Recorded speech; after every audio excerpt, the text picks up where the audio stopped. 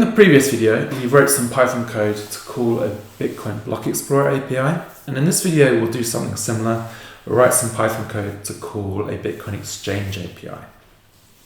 So a Bitcoin Exchange is just a business or a website that allows you to buy or sell Bitcoin for fiat currencies, US dollar, British pound, etc. And the price of the Bitcoin is just determined by the price a buyer is willing to buy Bitcoin for and the price a seller is willing to sell Bitcoin for. So if you can match a buyer and a seller at a particular price, the trade can happen on this platform. So the Exchange API we're going to use is the Bitfinex API. It has some good documentation here on how to use its API, how to write some Python code to interact with its API. And the data structure the API returns looks like this. So it's a bunch of numbers and commas enclosed in square brackets. And this is an example of a Python list. So in Python, lists are used to store multiple items in a single variable. List items are ordered, changeable, and allow duplicate values. So that's the W3 Schools resource on Python lists. So let's go into the terminal. Let's just check that we have the requests package still installed, like we did for the Block Explorer API. So if we do pip3 and list, we can see that the request package is still installed. I'll leave the update of pip for another time. And then we'll clear that, and then we'll enter the Python REPL. We'll import the requests in the JSON package like we did previously. So import requests, and import JSON. And then we'll define a function that returns that data structure from the Bitfinex API. So we define a function check site, no arguments needed in this function. We define a response variable within this function that uses the requests package and the get method. We copy and paste the Bitfinex API URL that we show in the browser here. And we'll define a JSON response variable that uses the JSON package and loads method for response.text. And then we'll get the function to return JSON response. Okay, so that's our check site function. Now if we define a variable Bitcoin price list that returns the output from that check site function,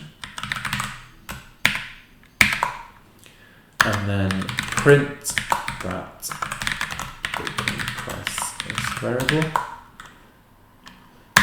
we can see that it returns that data structure that we had in the browser. So that Python list with numbers enclosed in square brackets. We can print the type of this variable.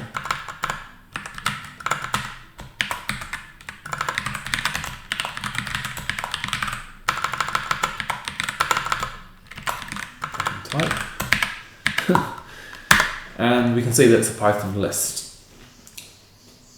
So which of these numbers best represents the current Bitcoin price? So we can see that there's a field last price here where it returns the price of the last trade, and this is the index of 6 within this list. So let's define a new variable, Bitcoin price, that returns that index of 6 from the list. So Bitcoin price list, and then 6, open close square brackets. And if we print that new Bitcoin price variable, it returns a single number. So the Bitcoin price, 29,000, above 29,000 US dollars. We can also print the type of this variable, and we can see that the type is an integer. Okay. So you can imagine you might be interested in an alert message that informs you when the Bitcoin price goes above a certain level or a certain threshold perhaps you want to sell some Bitcoin if the Bitcoin price goes really high. Or similarly, you might want an alert that tells you when the Bitcoin price falls below a certain level. Perhaps you might want to buy some Bitcoin if the price was to plummet. So let's define a function that returns an alert message that tells us when the Bitcoin price is above a certain threshold. So we'll define a threshold variable. We'll give it an initial value of 25,000 US dollars. And then we'll define a function called isPriceHigh. And we'll give it the threshold argument and the Bitcoin price argument. And within this function, we'll have an if statement. So if the Bitcoin price is above that threshold, then the result will be true. Else, the result is false. And then we'll get the function to return the result. Okay, so that's our isPriceHigh function. Now if we define a variable priceAlert for the output of this function, so isPriceHigh with the threshold argument and the price argument, then we can print that priceAlert variable. And because we've set a threshold of 25,000, the Bitcoin price is above 29,000, this should return true. The Bitcoin price is above our threshold, and it does return true. But this true-false doesn't actually tell us what the true or false represents. So let's define a function that actually prints out a statement telling us that the Bitcoin price is above our threshold. So we'll define a priceAlert message function, and we'll give it the priceAlert argument and the threshold argument. And then within this function, we'll have an if statement where if priceAlert is equivalent to true, so two equal signs, then we'll print the statement the price is above space, and then we'll add the threshold to this print statement. Because the threshold is an integer, we need to convert it into a string. So we'll have plus here, but then we'll wrap threshold as a string.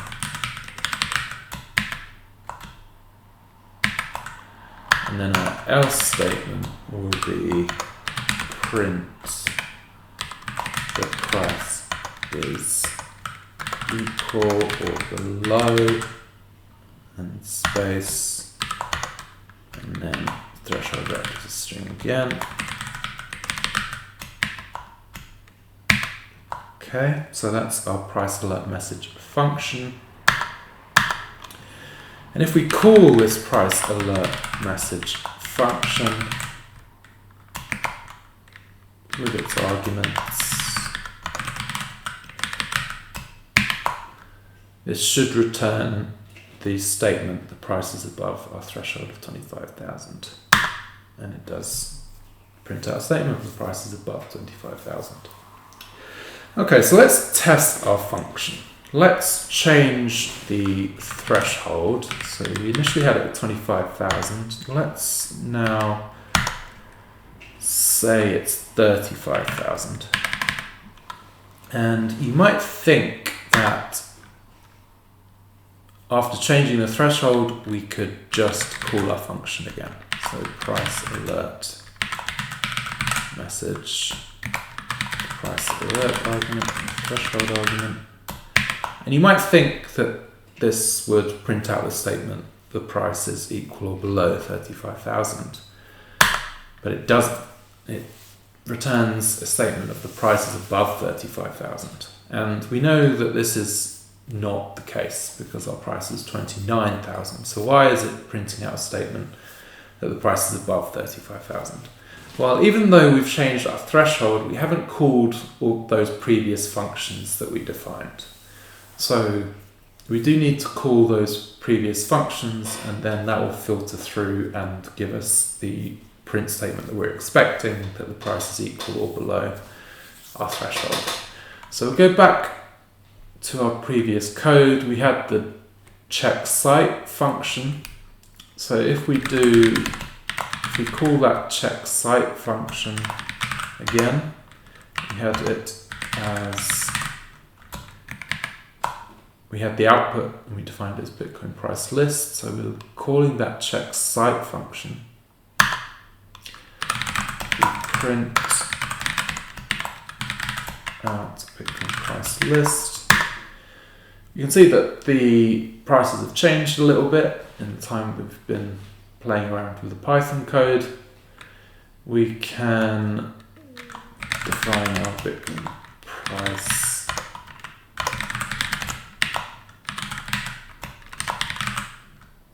as the index of 6, and then if we print out Bitcoin price, we can see that the price is now 29,910. It's gone up a little bit. It was previously 29,902. And then we will call our isPriceHigh function. So you have that as price alert. And that had the threshold argument and the price argument. So if we print out price alert, because our threshold is now above the current Bitcoin price, that should return false, and it does. And then we'll call our price alert message function.